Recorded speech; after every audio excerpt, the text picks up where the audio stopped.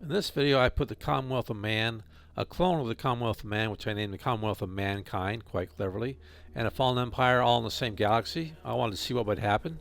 And if you're looking for a clear-cut victor in this game, you probably shouldn't watch this video because that did not happen.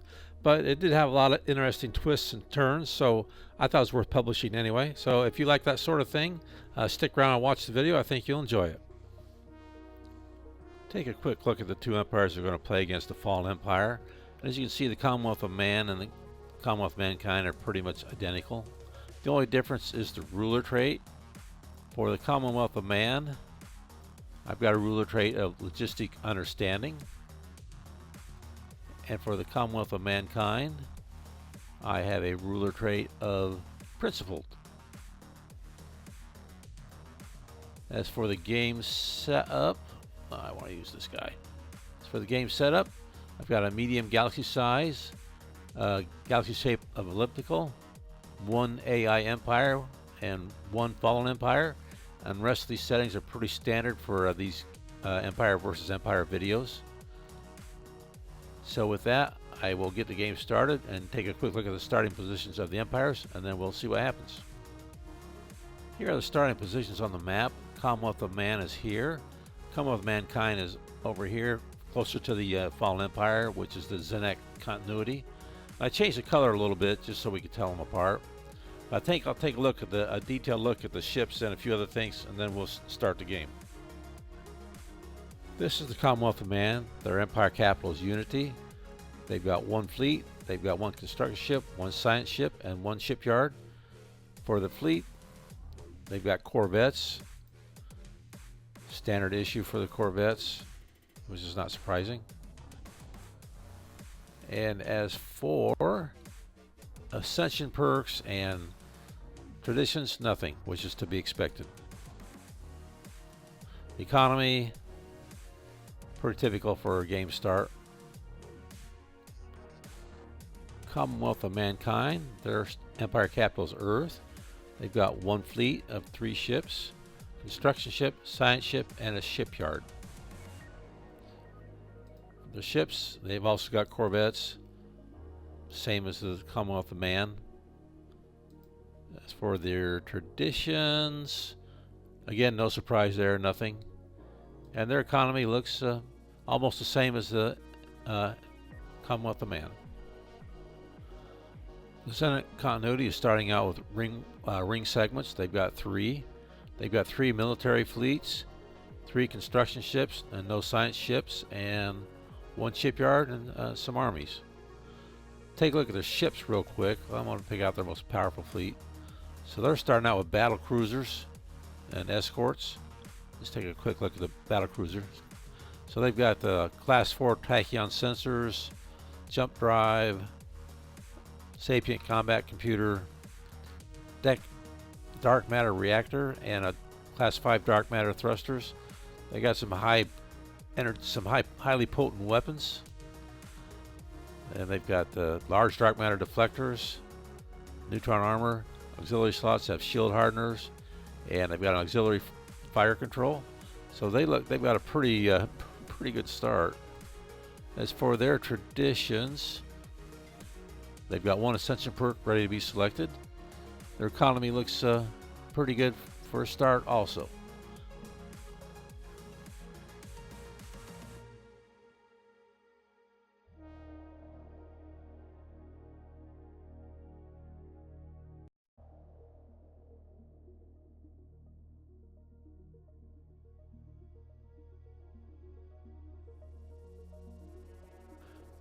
It looks like the Commonwealth of Man already has trouble on its hands. They've got a rebellion, the Rhiannon commonality. I think I'll just drop in and take a quick look at the ships and the ship positioning. First, I'll look at the Rhiannon commonality. That's they're in green. The enemy, the Commonwealth of Man's in red, since I'm looking at it from their perspective. As for their ships, they've got a mortified armada. It's currently battling a station and it's winning. They've got corvettes, and I think they'll have frigates too. Yep, they got a few frigates. So I'm going to take a look at one of the corvettes. So the corvettes have a Class 2 fusion reactor, hyperdrive, nuclear missiles, small red laser, improved deflectors, and they've got afterburners in the auxiliary slots. Commonwealth of Man's fleet should be the same. Their fleet is engaging a station also, and it is winning. They've got corvettes and frigates as well. And their corvettes have fission reactor, hyperdrive, 2 small mass drivers, nuclear missiles. So they're slightly different. And here's their fleet positioning. They're in green. That's the Rhiannon Commonality ships. I'm also interested in the war goals. For the Commonwealth of Man, it looks like they want to assert overlordship on the rebellious colonies. And for the rebellious colonies, it looks like they want independence. And it looks like the defenders, which is the Commonwealth of Man, are slightly ahead.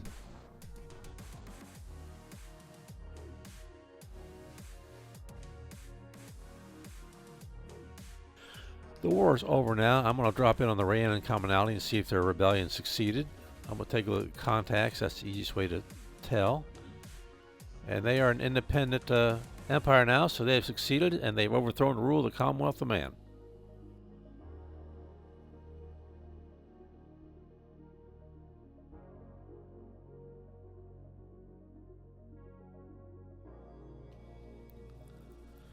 It's been 4 years of game time, so I thought I'd take a quick look at the empires. Here's the Commonwealth of Mankind stats. Power rating of 647. You see the fleet power, naval capacity, and all that stuff on the side. Colonies, they've got 7 empire colonies. Commonwealth of Man, power rating of 362. They've got 4 colonies. Rhiannon Commonality, they've got a power rating of 268, and they've got 3 colonies. And they've got Zenit Continuity, power rating of 4,992, and they have 3 empire colonies. So I think I'll take a look at the fleets and maybe the traditions, and then get started with the game again.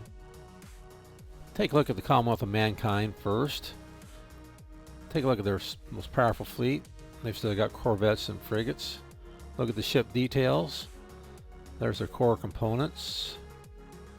Armaments, not much change. Utilities, not much change there either, and they're still not using their auxiliary slot. Economy looks pretty good. As for traditions, they've adopted subterfuge, which is a little surprising for the Commonwealth of Mankind. Like, well, maybe not. And they have Lord of War as their ascension perk. Take a look at the Commonwealth of Man next. Find their most powerful fleet. They've only got 1, not hard to find. They've still got corvettes and frigates also. Take a look at the ship details. Here's their core components, their armaments, and their utilities. And they are making use of their auxiliary slots. As for traditions, they've got 2, or they've got 1 adopted, supremacy, and they're working on enmity. And for the ascension perk, they've got technological ascendancy, which is my favorite one to adopt. Next is the Rhiannon Commonality. They're independent also. Take a look at their fleet. They've only got 1 fleet also. They've also still got corvettes. Here's their core components, armaments, and utilities. As for the traditions, they have adopted supremacy and they're working on diplomacy. And their ascension perk is 1 vision. Might as well take a look at the Fallen Empire also, which is the Zenit Continuity. Take a look at their most powerful fleet. They've still got battle cruisers as their best ship. Here are their components, core components. Armaments, pretty potent stuff still. And their utilities.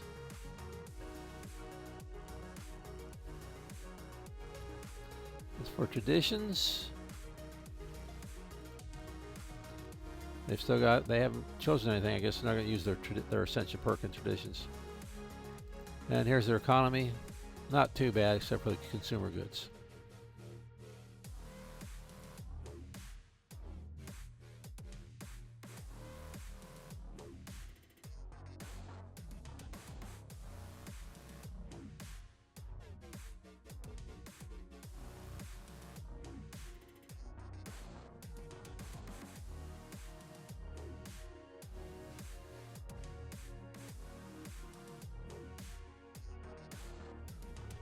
I'm not exactly what happened here, but there's a brief war between Commonwealth of Man and the humanoid allied worlds, and all of a sudden it's switched over to the humanoid allied worlds. And I don't know how that happened exactly. Society management, still the same as the Commonwealth of Man's. I don't know if there's a faction takeover or what, but Commonwealth of Man is now gone.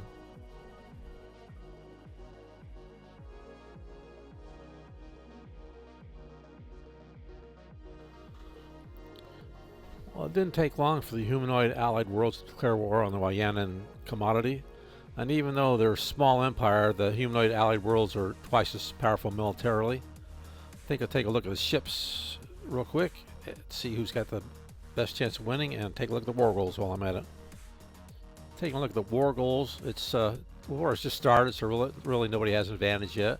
The attackers are the humanoid allied worlds, and their goal is to conquer. And the defenders are the Ryanan commonality, and their goal is to impose ideology. Since part of the Ryanan commonality's goal is to impose their government type on their enemy, it's a theocratic republic. The Ryanan commonality has one fleet, corvettes. Here's their core components, armaments, and utilities. Auxiliary slot is empty. The humanoid allied worlds have two fleets. Pick their most powerful one. And they've got corvettes also. Here's their core components and their armaments and utilities. Their auxiliary slots are also unused.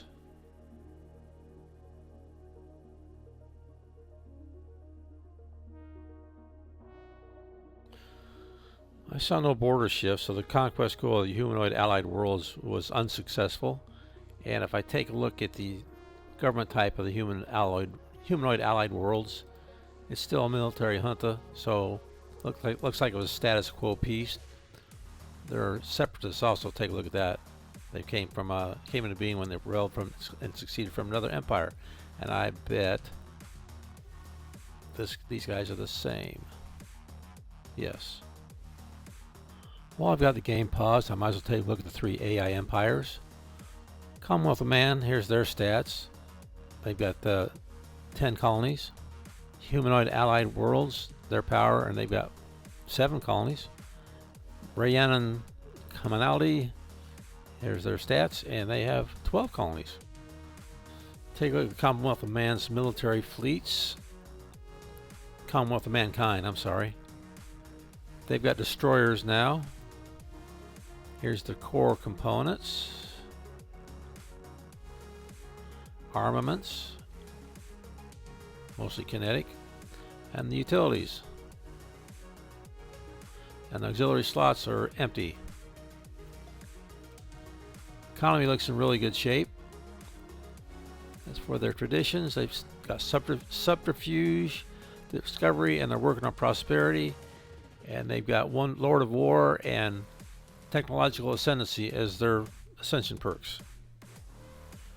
Take a quick look at humanoid allied worlds. Take a check on their most powerful fleet. They've still got corvettes. Here are their core components, armaments, and utilities. Auxiliary slot is empty. Economy, they're struggling a little bit with food and consumer goods. Rest seems to look okay. Traditions, they've got supremacy, and they're still working on enmity. And they've still only got one ascension perk, and that's technological ascendancy. Ryanan commonality, take a look at their fleets. They've only got one. They've got destroyers as well. Here's their core components. Armaments, kinetic, utilities. Auxiliary slots are empty. Economy, they're struggling with energy, which could be a problem, and consumer goods and alloys. Their economy is not in really good shape. Society, they've got supremacy, diplomacy, and they're working on adaptability, and they've got core of one vision and technological ascendancy.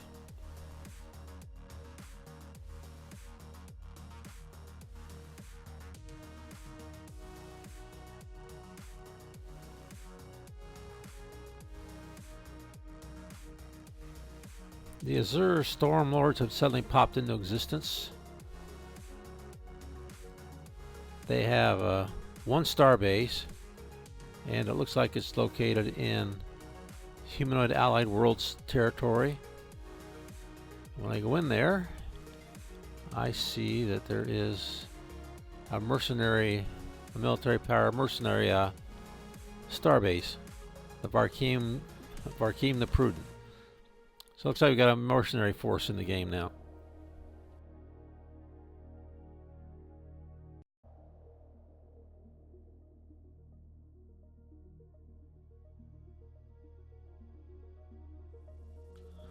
The Humanoid Allied Worlds have declared war on the Rhiannon Commonality, so I think I'll go in and take the war goals and see what they are.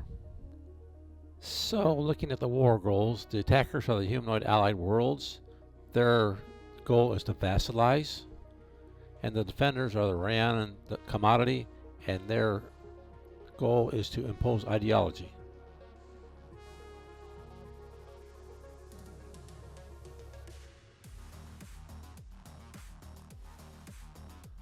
Another empire has popped up in the game, the Anathurian Alliance, and they have declared war on the Commonwealth of Mankind. Their goal is independence, and the Commonwealth of Man, who is the defender, their goal is to assert overlordship.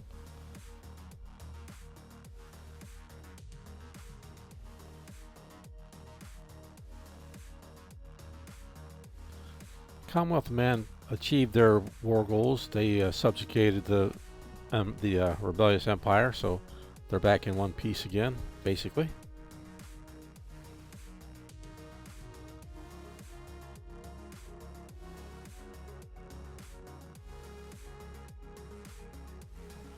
The war between the Humanoid Allied Worlds and Rhiannon Commonality is over. Take a look at the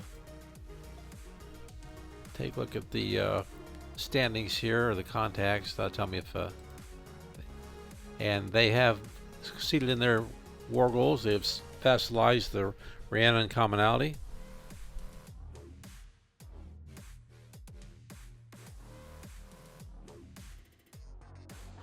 Another empire has come into existence, the Rhiannon Foundation, and they have declared war on the Rhiannon Commonality and the Humanoid Allied Worlds.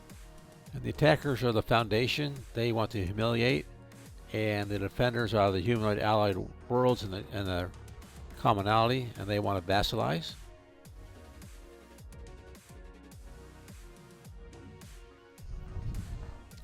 Well, the war is over, and the Foundation has been eliminated, so it looks like they lost the war.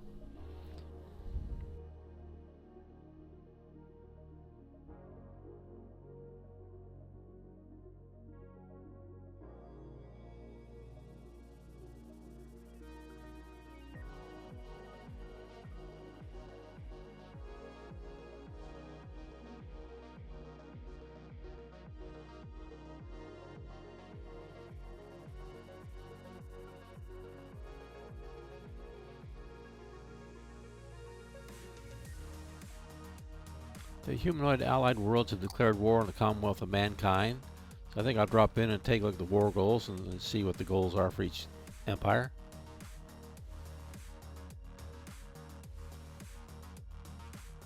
The defenders of the Commonwealth of Mankind, their war goal is to conquer, and the attackers are the Humanoid Allied Worlds, and their goal is also to conquer.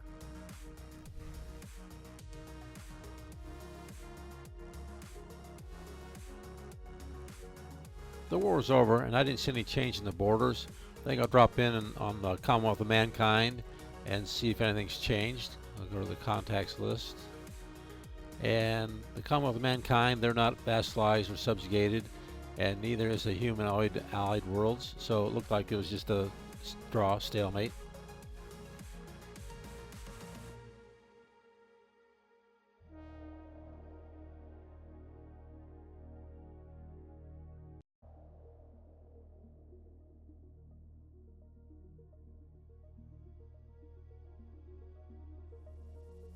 The war's over again between the Commonwealth of Man and humanoid allied worlds.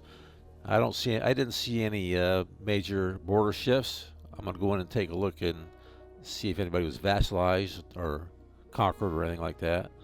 So the easy way, again, is to check the contacts. And let's see, Commonwealth of Mankind is still independent, and so is the humanoid allied worlds. So I guess there's another stalemate. It's been a while since I've looked at the ships, so I thought I'd take a look at a couple of the empires. This is the Commonwealth of Mankind. They've got battleships now. Here are their core components. Here are the armaments.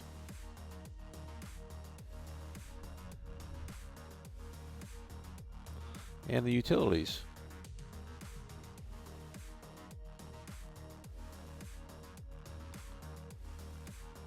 I'm always curious about traditions and ascension perks. So the Commonwealth of Mankind has subterfuge, discovery, prosperity, and they're working on enmity. The ascension perks are Lord of War. Well, you can read them. Engineered Evolution and Imperial Prerogative. Taking a look at the humanoid allied worlds ships. They surprisingly only got cruisers for their best ships. And they've got their core components. Armaments. And utilities.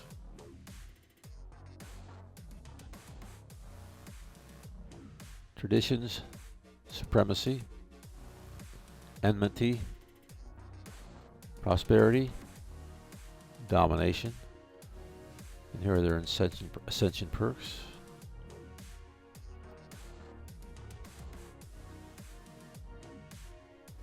Take a look at their Rhiannon commonality ships.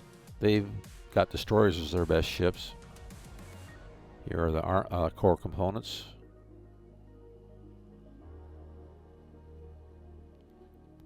And armaments. And utilities. Traditions, supremacy, diplomacy, adaptability, and domination. They're still working on that one. Here are their ascension perks.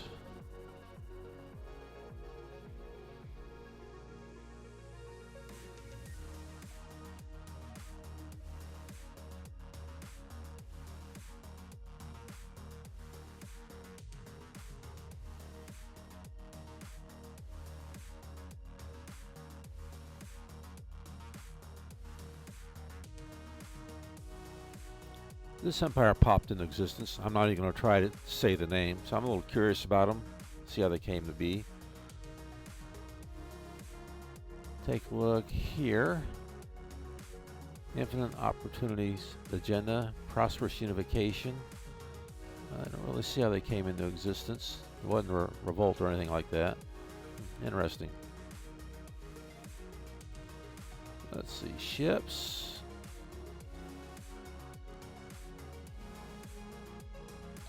They've got cruisers, core components, armaments, and utilities. See if they've got any traditions real quick. And they've got supremacy and adaptability. And here are their ascension perks. Interesting. Just thought I'd take a look.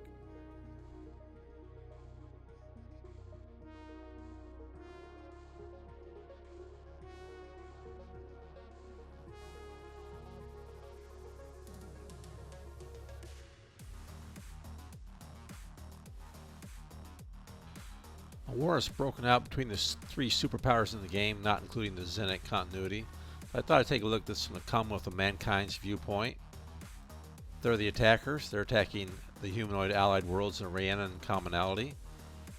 Their goal is to vassalize, and I don't see any war goal for the defenders.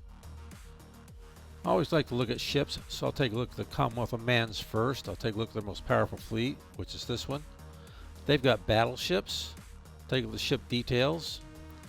Here's the core components. Armaments. Utilities. Might as well take a look at the Bastion hirelings, since they're also fighting for the Commonwealth of Man. See what kind of ships they have. They also have battleships. Here's the core components. Armaments.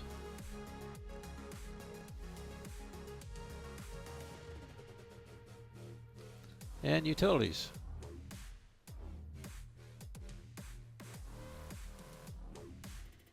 Take a look at the Rayan and Commonality's ships next. They've got cruisers at the top of the line.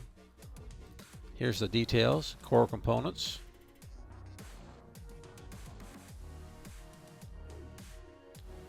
Armaments. And utilities.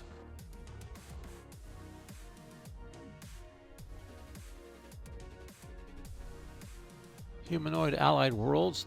Their top of the line ships also cruisers. Here's the core components.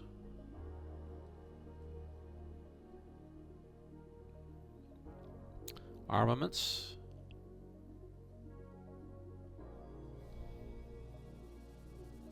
And utilities.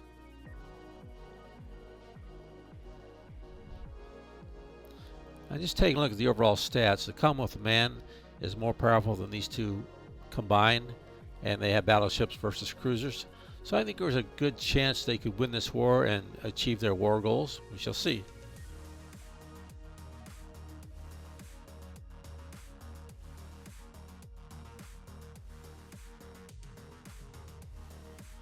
Looks like the end game crisis has begun. There's a contingency with a fleet power of 1.6 million.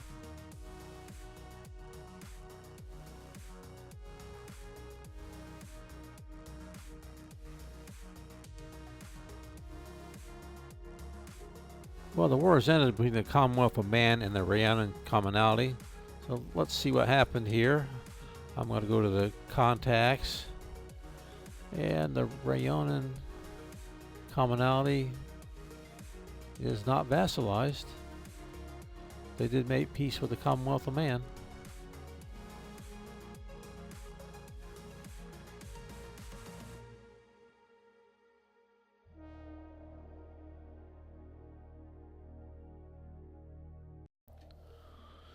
And the war is now over between the Commonwealth of Mankind and the humanoid allied worlds. So let's drop in and see what happened there. Find the contacts. And they are not subjugated either.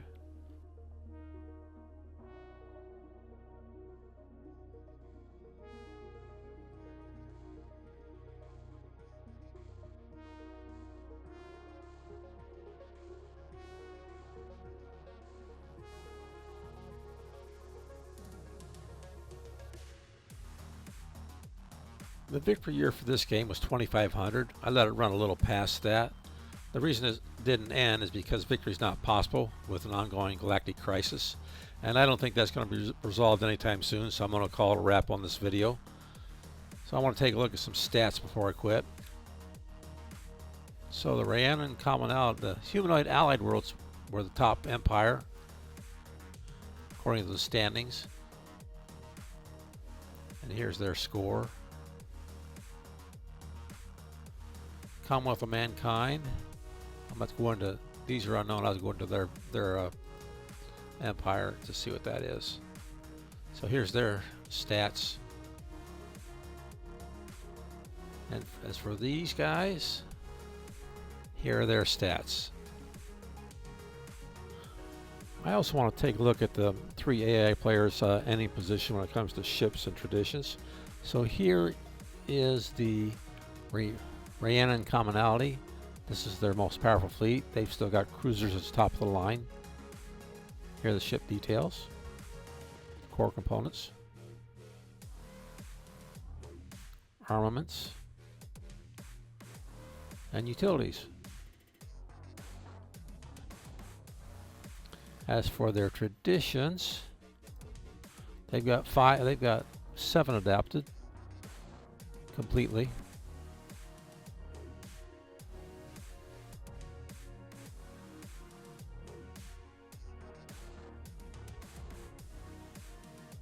And they've taken all the ascension perks they can.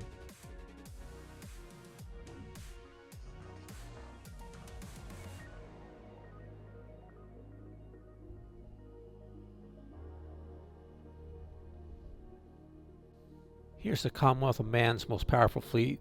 They've got battleships as their top of the line ships. Look at the ship details, core components.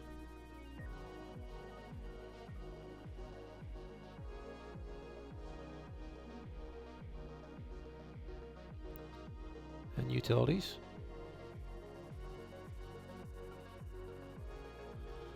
I'll check out their traditions. They've got 6 out of 7 adopted, or they're working on the 6th one right now.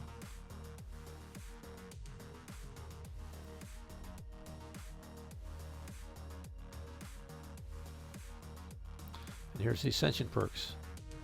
This is for the Commonwealth of Mankind.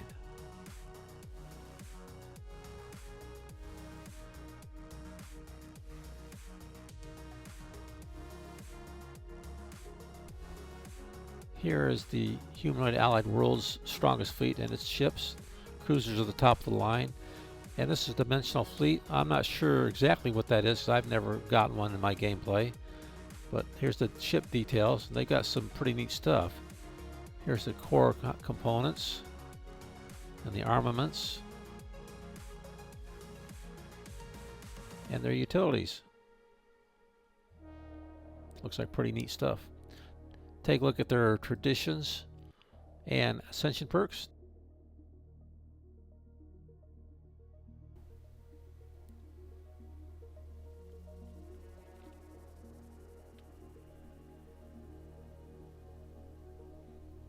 And their ascension perks.